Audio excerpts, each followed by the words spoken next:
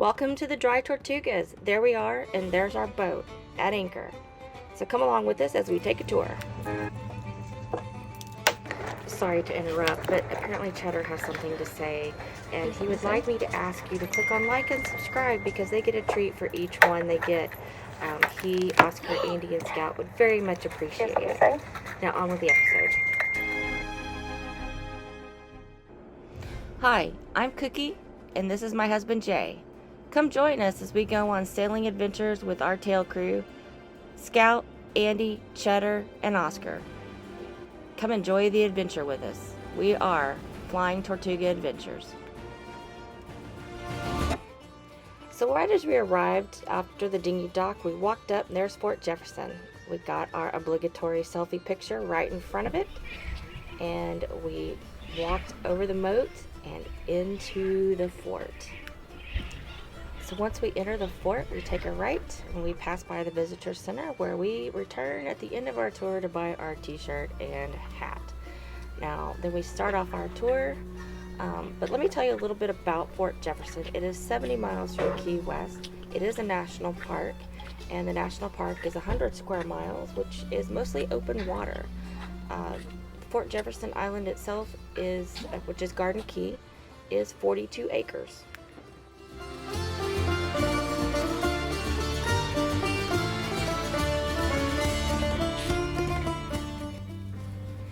Now, the fort began construction in 1847, and it is the largest masonry structure in the Western Hemisphere. It's made up of over 16 million bricks. And that buzzing sound you hear is the sound of a seaplane getting ready to land.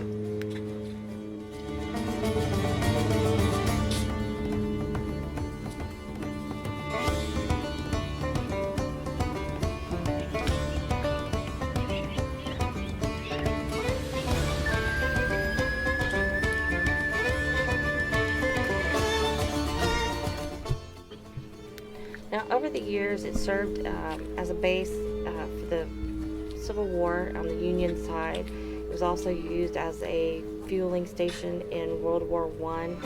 At some point in time in the 1800s, it also served as a prison before it was abandoned and later became the national park. So the little island of the Dry Tortugas was first discovered by Ponce de Leon in 1513, and he named it the Dry Tortugas, dry because there was no fresh water on the island, and Tortugas because he saw hundreds of sea turtles.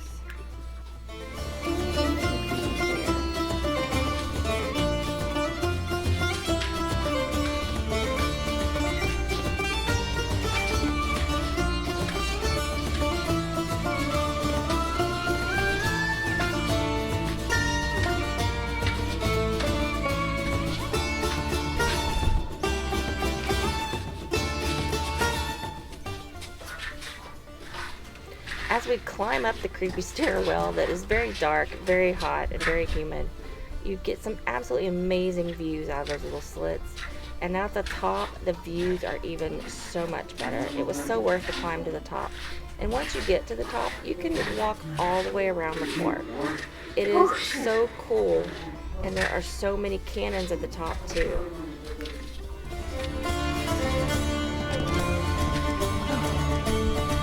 Was it worth the climb? Oh my gosh, yes. Wow.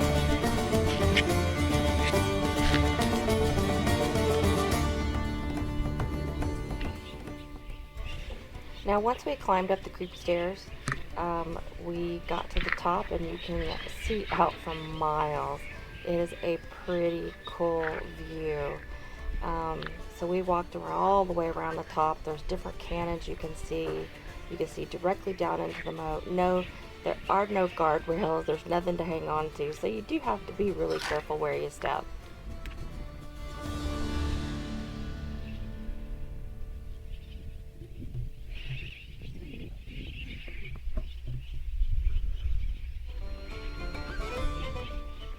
Now, to get to Fort Jefferson, you can get there by boat or seaplane. And being 70 miles from Key West, it is a pretty long boat ride. On the ferry, I believe it takes a couple of hours because they go pretty fast. And that ferry is the Independence, and it comes daily. usually around 9:30, and I think it departs around 4. Um, Now, on the ferry, you can buy ice and you can buy limited food, but most people bring coolers with their food and drinks in it. And whatever you pack in, you have to pack it out. Now, believe it or not, people do come to the Dry Tortugas and they camp. You can't camp inside the fort, but you can camp outside the fort in the beach areas around the moat.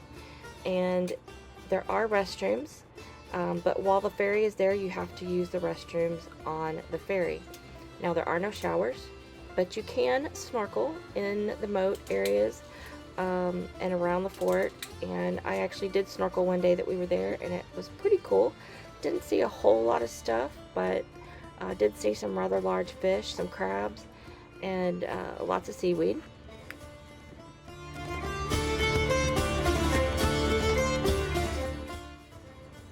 Look at these views. They are so amazing. It's so beautiful here.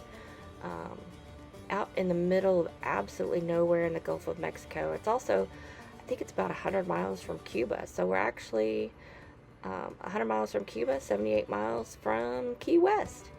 And you can see for miles just open water. There's a couple more little islands included in the national park, but we didn't go to any other of those.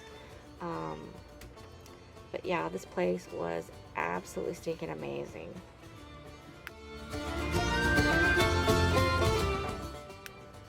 Now, if we learned that if you work at the fort, you live there part-time because you work so many days on and then you get so many days off. So I thought that was pretty cool. It'd be a cool place to stay. But when you are here, the resources are extremely limited, and like I mentioned, the food comes on the ferry is very limited. Drinks are very limited. So everything you need, you have to bring with you, especially if you're on your own boat. So we diligently planned our trip to make sure we had all the fuel we needed, extra fuel, and all of the food that we needed to make sure that we did not run out before we got back to civilization.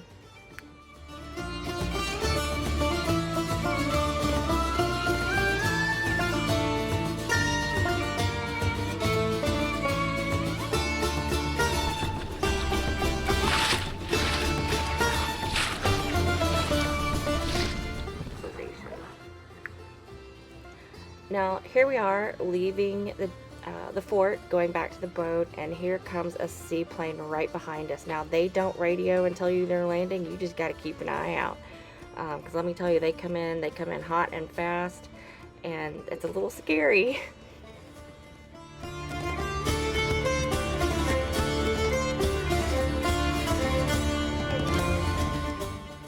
So once we got back to the boat, we fired up the grill and cooked some chicken thighs and some potatoes. We call them cracked potatoes because they're really good and they go quickly, and they're very filling.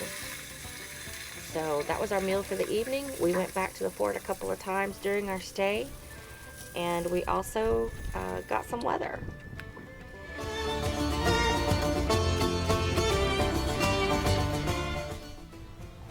There were a couple of nights we got some nice lightning shows. We had some wind at some point, but our anchor held, and you could see the fort right out there. Kind of creepy looking. You can see a couple of lights on if you look really close, where the workers are staying in the fort. But the lightning shows were absolutely amazing. The stargazing was absolutely beautiful. Overall, absolutely totally worth going to the Dry Tortugas. It was an absolutely amazing trip, and yeah, just absolutely beautiful.